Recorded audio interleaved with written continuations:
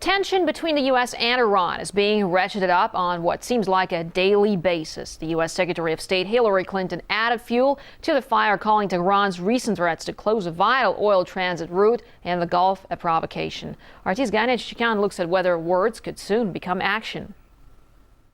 The cauldron of tension between Iran and the West is simmering. It seems the slightest increase of heat could make it boil over into an all-out confrontation. But where will be that boiling point? The point of no return.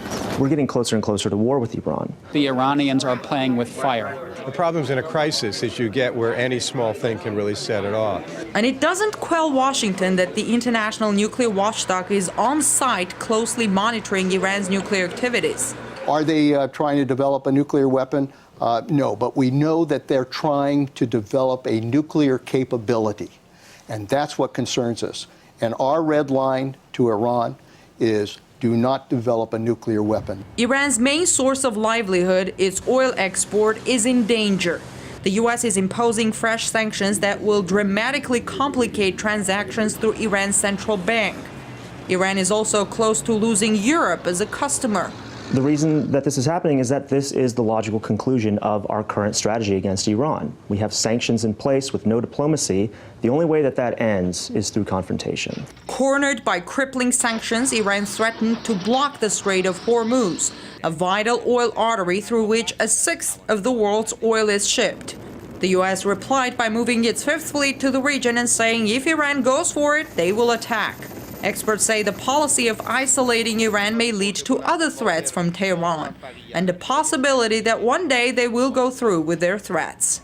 But Washington signals that it's ready, or it wants everybody to believe that it's ready. Could we, if we had to, without using nuclear weapons ourselves, take out their nuclear capability? Well, I certainly want them to believe that that's the case. Well, is it? I absolutely want them to believe that that's the case. Mr. Secretary, would you like to add anything to that? Some believe it's just a war of words, and neither side will go for an all-out conflict, considering what a disaster it will be for the whole region. Frankly speaking, this tension is artificial. It doesn't have to happen. It doesn't need to exist. The Iranians would do themselves an enormous favor by saying less, and we would do ourselves a favor by ignoring most of it. All of this, sadly, I think, is connected to Israel and the Israeli fear of Iran for rhetorical reasons more than military ones. It may be a war of words, but actions are already showing. Thousands of U.S. troops are being deployed to Israel. An American citizen has been sentenced to death in Iran, convicted of espionage.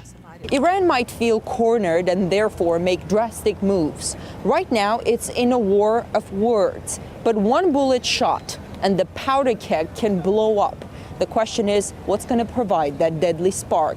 I'm Gayane Chichyakyan reporting from Washington, RT.